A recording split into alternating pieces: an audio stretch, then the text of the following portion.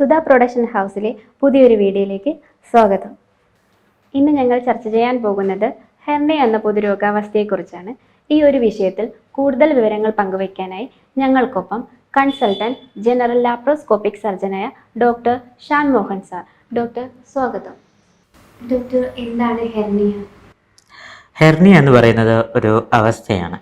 അപ്പോൾ നമ്മുടെ ശരീരത്തിൻ്റെ ഉള്ളിലുള്ള അവയവ ഭാഗം ശരീരത്തിൻ്റെ ഭിത്തിയിലുണ്ടാകുന്ന ബലക്ഷയം കൊണ്ടോ അല്ലെങ്കിൽ ഉള്ളിലുള്ള സമ്മർദ്ദം കൂടുതൽ കൊണ്ടോ ഉള്ളിലുള്ള അവയവം വെളിയിലുള്ള തള്ളി വരുന്ന ഒരവസ്ഥയാണ് നമ്മൾ ഹെർണിയ എന്ന് പറയുന്നത്. ഓക്കെ ഡോക്ടർ, എന്തൊക്കെ തരത്തിലുള്ള ഹെർണിയകളാണ് കാണപ്പെടുന്നത്? അതുപോലെ തന്നെ സ്ത്രീകളിലും പുരുഷന്മാരിലും എങ്ങനെ വ്യത്യാസപ്പെട്ടിരിക്കുന്നു? സാധാരണ സ്ത്രീകളിലും പുരുഷന്മാരിലും ഓരോ തരത്തിലുള്ള ഹെർണിയാസ് നമുക്ക് കാണാറുണ്ട്. അതിൽ ഏറ്റവും കൂടുതൽ എന്ന് പറഞ്ഞാൽ ഇൻഗ്വനൽ ഹെർണിയ, നമ്മുടെ ഇടുപ്പിൻ്റെ ഭാഗത്തായിട്ടാണ് വരുന്നത്. സാധാരണയായിട്ട് പുരുഷന്മാരിലാണ് ഏറ്റവും കൂടുതൽ കാണുന്നത്. പിന്നീട് സ്ത്രീജനങ്ങളിൽ കാണുന്ന തരം ഒരു ഹെർണിയാണ് ഫെമറൽ ഹെർണിയ എന്ന് പറയുന്നത്. ഇത് കൂടാതെ അംബ്ലിക്കൽ ഹെർണിയുണ്ട്, ഇൻസെക്ഷണൽ ഹെർണിയുണ്ട്, ഹയാറ്റസ് ഹെർണിയുണ്ട്, അങ്ങനെയുണ്ട്. അപ്പം അംബ്ലിക്കൽ ഹെർണിയ എന്ന് പറഞ്ഞാൽ നമ്മുടെ ബുക്കിൾ കുഴിയുടെ ഭാഗത്തോട്ട് നമ്മുടെ കുടലോ അല്ലെങ്കിൽ ആന്തരിക വിഭാഗങ്ങളോ തള്ളി വരുന്ന കണ്ടീഷനെയാണ് നമ്മൾ അംബ്ലിക്കൽ ഹെർണിയ എന്ന് പറയുന്നത്. ഇപ്പം നേരത്തെ എന്തെങ്കിലും സർജറീസ് വല്ലതും ചെയ്തിട്ടുണ്ടെന്നുണ്ടെങ്കിൽ ആ ഭാഗത്ത് ബലക്ഷയം സംഭവിക്കാനുള്ള സാധ്യതകൾ വളരെ കൂടുതലാണ്. അപ്പോൾ അതിലൂടെ തള്ളി വരുന്ന ആ ഭാഗത്തിനെ നമ്മൾ ഇൻസെക്ഷണൽ ഹെർണിയ എന്ന് പറയുന്നു. പിന്നെയുള്ള ഒരെണ്ണമാണ് ഹയാറ്റസ് ഹെർണിയ. ഹയാറ്റസ് ഹെർണിയ എന്ന് പറയുന്നത് പ്രത്യക്ഷത്തിൽ നമുക്ക് കാണാൻ പറ്റത്തില്ല. സാധാരണയായിട്ട് നമ്മുടെ ആമാശയത്തിൻ്റെ ഭാഗം ശ്വാസകോശത്തിൻ്റെ ഭാഗത്തിലോട്ട് വരുന്ന അല്ലെങ്കിൽ തള്ളി വരുന്ന ആ ഭാഗത്തിനെയാണ് നമ്മൾ ഹയാറ്റസ് ഹെർണിയ എന്ന് പറയുന്നത്. സാധാരണയായിട്ട് നെഞ്ചരിച്ചിലായിട്ടോ അല്ലെങ്കിൽ ഭക്ഷണം കഴിക്കാനുള്ള ബുദ്ധിമുട്ട് കൊണ്ടോ അല്ലെങ്കിൽ ഛർദിലായിട്ടോ ആയിരിക്കും അതിൻ്റെ എപ്പോഴും അനുഭവപ്പെടാറുള്ളത്. ഓക്കെ ഡോക്ടർ, ഹെർണിയയ്ക്ക് കാരണമാകുന്ന പ്രധാനപ്പെട്ട പൊതു ഘടകങ്ങൾ എന്തൊക്കെയാണ്? ഇപ്പം നേരത്തെ പറഞ്ഞ പോലത്തെ ഒരു കണ്ടീഷൻ ആണെന്നുണ്ടെങ്കിൽ വയറിന് അല്ലെങ്കിൽ ഉദരഭിത്തിക്ക് എന്തെങ്കിലും ബലക്ഷയം സംഭവിക്കുകയോ അല്ലെന്നുണ്ടെങ്കിൽ നമ്മുടെ ഉദരത്തിനകത്ത് അല്ലെങ്കിൽ വയറിനുള്ളിൽ സമ്മർദ്ദം കൂടുന്ന ഏതൊക്കെ കണ്ടീഷനാണോ അതെല്ലാം ഹെർണിയയ്ക്ക് കാരണമായി മാറുന്നതാണ്. ഇപ്പോൾ പറയുകയാണെന്നുണ്ടെങ്കിൽ ഭാരമേറിയ വസ്തുക്കൾ എടുക്കുമ്പോൾ നമ്മുടെ വയറിൻ്റെ സമ്മർദ്ദം കൂടാം. രണ്ടാമെന്ന് പറയുന്നത് അമിത ഭാരമുള്ളവർക്ക്, വണ്ണമുള്ളവർക്ക് അങ്ങനെ വരാം. പിന്നെയുള്ളതാണ് കണ്ടിന്യൂസ് ആയിട്ട് ചുമ അല്ലെങ്കിൽ മലബന്ധം അങ്ങനെയുള്ള ബുദ്ധിമുട്ടുള്ളവർക്ക്. ഇവയെല്ലാം എന്താണ് ചെയ്യുന്നത്? നമ്മുടെ വയറിൻ്റെ സമ്മർദ്ദം കൂട്ടാനാണ് സഹായിക്കുന്നത്. വേറെ കണ്ടീഷൻസ് പറയുകയാണെങ്കിൽ ഗർഭധാരണ സമയത്ത് നമ്മുടെ വയറിന് ഘടനാപരമായ ചേഞ്ച് സംഭവിക്കുകയും അതിന് ഒരു ബലക്ഷയം സംഭവിക്കുകയും ചെയ്യും. അങ്ങനെയാണ് നമ്മൾ അംബ്ലിക്കൽ ഹെർണിയ ഉണ്ടാകുന്നുണ്ടെന്ന് പറഞ്ഞത്. ബാക്കിയുള്ള കാരണങ്ങൾ പറയുകയാണെന്നുണ്ടെങ്കിൽ നമ്മൾ നേരത്തെ പറഞ്ഞ പോലെ ഓപ്പറേഷൻ ചെയ്ത സമയത്ത് ആ ഓപ്പറേഷൻ സൈറ്റിൻ്റെ അവിടെ ഒരു ബലക്ഷയം സംഭവിക്കുകയും അവിടെ നിന്നും ഹെർണിയ ആയിട്ട് വരികയും ചെയ്യും. പിന്നെ കോമൺ ആയിട്ട് അടുത്തത് കാണുന്നതാണ് ജനിതകമായിട്ട്. അപ്പോൾ ജനിക്കുന്ന സമയത്ത് തന്നെ വയറിൻ്റെ പേശികൾക്ക് ബലഹീനതയുണ്ടെന്നുണ്ടെങ്കിൽ അത് കൺജനറ്റൽ ഹെർണിയ ആയിട്ടായിട്ടും വരാൻ സാധ്യതയുണ്ട്. ഓക്കെ ഡോക്ടർ, എന്തൊക്കെയാണ് രോഗലക്ഷണങ്ങൾ ഹെർണിയയുടെ? അതുപോലെ തന്നെ അത് എങ്ങനെ കണ്ടെത്തും? സാധാരണ രീതിയിൽ തുടക്കത്തിൻ്റെ സമയത്ത് നമുക്ക് ചെറിയൊരു അസ്വസ്ഥത പോലെ അല്ലെങ്കിൽ കഴുപ്പ് പോലെ അല്ലെങ്കിൽ വേദനയായിട്ടായിരിക്കും തുടക്കത്തിൽ കാണാം. അത് പിന്നീട് അത് വലുതാവുമ്പോൾ അനുസരിച്ച് അവിടെ ഒരു തള്ളിച്ച പോലെ പൊങ്ങിച്ച് നമ്മുടെ വയറിൻ്റെ ഭാഗത്തായിട്ട് വരാറുണ്ട്. കോംപ്ലിക്കേറ്റഡ് കേസുകളിലൊക്കെ ആണെന്നുണ്ടെങ്കിൽ അതിപ്പം നമ്മൾ ട്രീറ്റ് ചെയ്യാതെ ഫ്രണ്ടിലോട്ട് പോകുന്ന സമയത്ത് കോംപ്ലിക്കേറ്റ് ആവുന്ന സമയത്ത് അവിടെ ആ കുടൽ കയറി അകത്തിരിക്കുമ്പോൾ നമുക്ക് ഛർദിലായിട്ട് വരാം, മലബന്ധമായിട്ട് വരാം, അസഹനീയമായിട്ടുള്ള വേദനയായിട്ടും വരാം. സാധാരണ രീതിയിൽ അങ്ങനെയാണ് വരുന്നത്. അപ്പം നമ്മൾ ശ്രദ്ധിക്കേണ്ട കാര്യം എന്താണെന്ന് വെച്ച് കഴിഞ്ഞാൽ എവിടെയെങ്കിലും ഒരു പൊങ്ങിച്ച പോലെയോ തളർച്ച പോലെയോ നമ്മൾ കണ്ടിന്യൂസ് ആയിട്ട് നിൽക്കുമ്പോൾ, കണ്ടിന്യൂസ് ആയിട്ട് സ്ട്രെയിൻ ചെയ്യുമ്പോൾ അല്ലെങ്കിൽ നമ്മൾ ഭാരമേറിയ സാധനങ്ങൾ എടുക്കുമ്പോൾ നമ്മുടെ കുടലിൻ്റെ ഭാഗം വെളിയിലോട്ട് തള്ളിച്ചായിട്ട് വരും. നമ്മൾ സാധാരണയായിട്ട് കിടക്കുമ്പോൾ അല്ലെങ്കിൽ പ്രതലമായ ഒരു രീതിയിൽ ഇരിക്കുമ്പോൾ അത് തനിയെ ഉള്ളിലോട്ട് പോവുകയാണെന്നുണ്ടെങ്കിൽ നമുക്ക് അനുമാനിക്കാം അത് ഹെർണിയയുടെ ലക്ഷണങ്ങളാണെന്നുള്ളത്. അങ്ങനെ വരുന്ന കണ്ടീഷൻസ് ഉണ്ടെങ്കിൽ നമ്മൾ അടുത്തുള്ള ആശുപത്രിയിൽ നമ്മുടെ ഡോക്ടറിനെ കാണുകയും ഡോക്ടർ വിശദമായി പരിശോധിക്കുമ്പോൾ നമുക്കത് മനസ്സിലാക്കാൻ പറ്റുകയും ചെയ്യും. അപ്പോൾ ആ പരിശോധനയുടെ ഇടയിൽ നമ്മളൊരു പേഷ്യൻ്റെ അടുത്ത് ചുമയ്ക്കാനായിട്ട് പറയും. ആ ചുമയ്ക്കുന്ന സമയത്ത് ഒരു cough impulse, expansive cough impulse എന്നാണ് നമ്മൾ പറയുന്നത്. നമ്മൾ ചുമയ്ക്കുന്ന സമയത്ത് ഒരു ഇമ്പൾസ് നമുക്ക് ആ ഭാഗത്തായിട്ട് കിട്ടുകയും നമുക്ക് ചെയ്യാൻ പറ്റുന്നുണ്ട്. അപ്പം അങ്ങനെ നമുക്ക് അത് ക്ലിനിക്കലി ഹെർണിയാണെന്ന് നമുക്ക് അനുമാനിക്കാം. സാധാരണഗതിയിൽ വൈദ്യപരിശോധന അല്ലെങ്കിൽ നമ്മൾ ക്ലിനിക്കൽ എക്സാമിനേഷൻ മാത്രം മതിയാവും.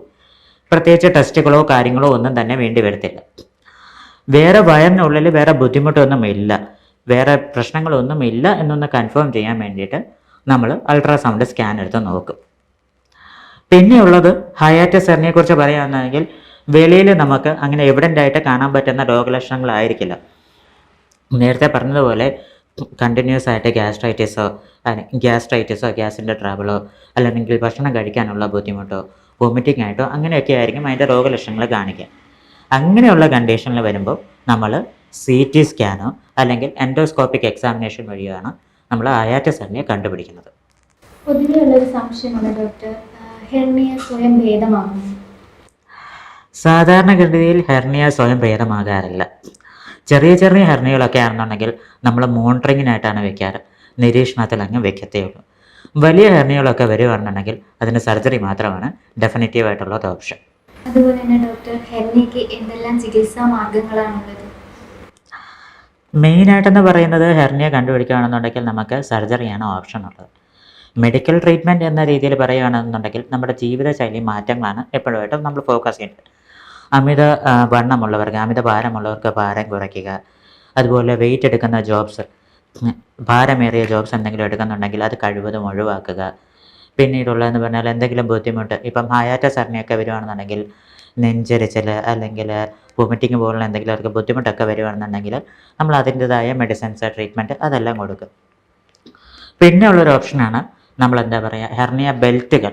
നമ്മുടെ ഇപ്പോഴത്തെ മാർക്കറ്റിൽ സുലഭമായിട്ട് അവൈലബിൾ ആയൊരു സാധനമാണ്. നമ്മളതിന് അബ്ഡോമിനൽ ബൈൻഡർ എന്ന് പറയും. അതൊരു അഡീഷണൽ സപ്പോർട്ടായിട്ട് നമ്മുടെ വയറിന് ഒരു സപ്പോർട്ടിന് വേണ്ടിയിട്ട് നമ്മൾ അഡീഷണലായിട്ട് ഒരു ബെൽറ്റ് അങ്ങ് ധരിക്കുന്നത്. അതിനെയാണ് ഹെർണിയ ബെൽറ്റുകൾ അല്ലെങ്കിൽ അബ്ഡോമിനൽ ബൈൻഡേഴ്സ് എന്ന് നമ്മൾ പറയും. പിന്നെയുള്ളതാണ് നമ്മുടെ സർജിക്കൽ ഓപ്ഷൻസ്. അപ്പോൾ സർജറി എന്ന് പറയുമ്പോൾ ഓപ്പൺ സർജറി ഉണ്ട്, ലാപ്രോസ്കോപ്പിക് സർജറി ഉണ്ട്. ലാപ്രോസ്കോപ്പിക് എന്ന് പറയുമ്പോൾ കീ ഹോൾ സർജറി എന്നാണ് നമ്മൾ പറയുന്നത്. അപ്പോൾ ഈ രണ്ട് സർജറിയിൽ നമ്മൾ ചെയ്യുന്നത് നമ്മൾ വല വയ്ക്കുക അല്ലെങ്കിൽ മെഷ് റിപ്പയർ എന്നാണ് പറയുന്നത്. വല വയ്ക്കാനാണ് പറയുക. അപ്പം ഓപ്പൺ സർജറിക്കകത്ത് നമ്മൾ ഇടുപ്പിൻ്റെ താഴെയായിട്ട് എന്ന് വെച്ചാൽ വയറിന് താഴെ ഇടുപ്പിൻ്റെ ഭാഗത്തായിട്ട് ഒരു മുറിവ് ഉണ്ടാക്കി നമ്മളതിന് ഹെർണിയ, അതുവഴി ഹെർണിയ കണ്ടുപിടിക്കുകയും ഹെർണിയ ഉള്ളിലോട്ടാക്കിയതിന് ശേഷം സർജറി ചെയ്ത് അവിടെ അതിന് പുറത്തുകൂടി ഒരു മെഷ് വെച്ച് അവിടെ നമ്മൾ മുറിവ് ക്ലോസ് ചെയ്യുന്നു. അങ്ങനെ വീണ്ടും ഹെർണിയ വരാനുള്ള സാധ്യത വീണ്ടും കുറയ്ക്കുകയാണ് ചെയ്യുന്നത്. ലാപ്രോസ്കോപ്പിക് എന്ന് പറയുമ്പോൾ ചെയ്യുന്നത് നമ്മൾ 2-3 ദ്വാരങ്ങൾ വയറിനകത്ത് ഉള്ളിൽ ഉണ്ടാക്കി വയറിനുള്ളിൽ വെച്ച് തന്നെ ഹെർണിയ കണ്ടുപിടിക്കുകയും ആ ഹെർണിയ അകത്തോട്ട് ഉള്ളിലോട്ട് ആക്കിയതിന് ശേഷം നമ്മൾ വല ഉള്ളിലായിട്ട് വെക്കുകയും ചെയ്യും. ഇതിൽ ബെറ്റർ ഓപ്ഷൻ ഏതാണെന്ന് ചോദിച്ചു കഴിഞ്ഞാൽ ഓപ്പണിനേക്കാളും എപ്പോഴും നമ്മൾ ലാപ്രോസ്കോപ്പിക് ആയിരിക്കും സജസ്റ്റ് ചെയ്യുക, അല്ലെങ്കിൽ കീ ഹോൾ സർജറി.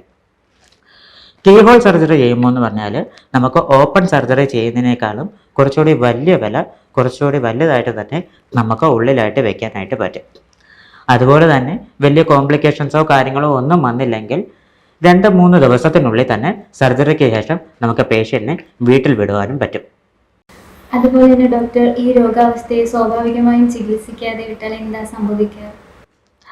ഹെർണിയ എന്ന് പറയുന്ന കണ്ടീഷൻ നമ്മുടെ ഏതെങ്കിലും ഒരു അവയവം അല്ലെങ്കിൽ കുടൽ വന്ന് ഇറങ്ങി തള്ളി വരുന്ന ഒരു ഭാഗത്തിനെയാണ് നമ്മൾ ഹെർണിയ സാധാരണ വന്നത്. ഇപ്പോൾ ഏറ്റവും കൂടുതലായിട്ട് കോമൺ ആയിട്ട് കാണുന്നത് ഇൻഗ്വനൽ ഹെർണിയ അല്ലെങ്കിൽ നമ്മുടെ ഇടുപ്പിൻ്റെ ഭാഗത്തായിട്ടുള്ള ഹെർണിയ. അത് ട്രീറ്റ് ചെയ്യാതെ പോവുകയും അത് പിന്നീട് അത് വളർന്ന് വലുതാവാനുള്ള സാധ്യത കൂടുതലാണ്. അങ്ങനെ വരുമ്പോൾ അത് നമ്മുടെ വൃഷ്ണസഞ്ചിയിലോട്ട് വരാനായി വരും. സാധാരണഗതിയിൽ ഹെർണിയാസ് എപ്പോഴും തിരിച്ച് കയറി പോകാറുണ്ട്. അതിനെ നമ്മൾ റെഡ്യൂസബിൾ ഹെർണിയ എന്ന് പറയും, അല്ലെങ്കിൽ അൺകോംപ്ലിക്കേറ്റഡ് ഹെർണിയ.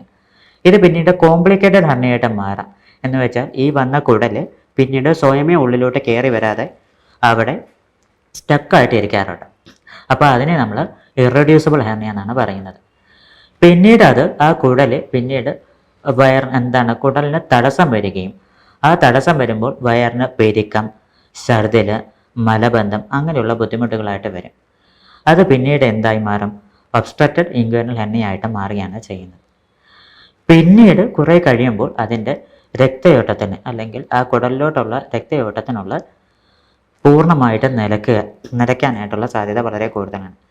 അങ്ങനെ വരുമ്പോൾ അത് സ്ട്രാങ്കുലേറ്റഡ് ഹെർണിയായിട്ടോ അല്ലെങ്കിൽ ഗാൻഗ്രീനസ് ഹെർണിയായിട്ടോ മാറാറുണ്ട്. അതുപോലെ തന്നെ ഈ ഒരു രോഗാവസ്ഥയെ ചികിത്സിക്കാതെ വിട്ടാൽ സ്വാഭാവികമായും എന്തൊക്കെ കോംപ്ലിക്കേഷൻസ് ആണ് ഡോക്ടർ ഉണ്ടാകുന്നത്? സാധാരണഗതിയിൽ നമ്മുടെ ഹെർണിയ ഇങ്ങനെ വെച്ചുകൊണ്ടിരിക്കുമ്പോൾ ഇപ്പോൾ ഇൻഗ്വനൽ ഹെർണിയുടെ കേസിലാണെന്നുണ്ടെങ്കിൽ നമ്മുടെ കുടലിൻ്റെ ഭാഗം വൃഷ്ണസഞ്ചിയിലോട്ട് വരികയും തിരിച്ച് കയറി പോകാൻ പറ്റാത്തൊരവസ്ഥയായിട്ട് മാറുകയും ചെയ്യും. അതിനെ നമ്മൾ ഇറഡ്യൂസിബിൾ ഹെർണിയ എന്ന് പറയും. അപ്പോൾ തിരിച്ച് കയറി പോകാൻ പറ്റാത്ത കുടൽ അവിടെ തടസ്സമായിട്ടിരിക്കുകയും കുടലിന് തടസ്സം സംഭവിക്കുകയുമാണ് ചെയ്യുന്നത്. അങ്ങനെ വരുമ്പോൾ വയറിന് പെരുക്കം വരാം, ഛർദിയായിട്ട് വരാം, മലബന്ധമായിട്ടും അങ്ങനെയുള്ള ബുദ്ധിമുട്ടുകളായിട്ടാണ്. ആ ഒരു കണ്ടീഷനെയാണ് നമ്മൾ ഇൻറ്റസ്റ്റൈനൽ ഒബ്സ്ട്രക്ഷൻ എന്ന് പറയുന്നത്. പിന്നീട് ആ തടസ്സപ്പെട്ടിരിക്കുന്ന കുടലിൻ്റെ രക്തയോട്ടം ചിലപ്പോൾ തടസ്സപ്പെടാനും സാധ്യതയുണ്ട്. അങ്ങനെ വരുമ്പോൾ അതിനെ ഗാൻഗ്രീനസ് ആയിട്ടോ അല്ലെങ്കിൽ സ്ട്രാങ്കുലേറ്റഡ് ഹെർണിയായിട്ടോ മാറാനുള്ള സാധ്യതയുണ്ട്. അപ്പോൾ ഇങ്ങനെയുള്ള കോംപ്ലിക്കേഷൻസ് ഒക്കെ വരുന്നത് കൊണ്ട് തന്നെ തുടക്കത്തിൽ തന്നെ നമ്മൾ ഹെർണിയ കണ്ടുപിടിക്കുമ്പോൾ സർജറിയാണ് നമ്മളെപ്പോഴും അഡ്വൈസ് ചെയ്യാറുള്ളത്. അതുപോലെ തന്നെ ഡോക്ടർ, ഹെർണിയ എന്ന ഈ രോഗാവസ്ഥയെ തടയാനാകും? തീർച്ചയായിട്ടും നമുക്ക് തടയാൻ പറ്റുന്ന കാരണങ്ങളാണ്. നേരത്തെ നമ്മൾ ഡിസ്കസ് ചെയ്ത പോലെ അമിത ഭാരമുണ്ട്, വണ്ണമുണ്ടെന്നുണ്ടെങ്കിൽ അത് കുറയ്ക്കാനായിട്ട് സഹായിക്കുക.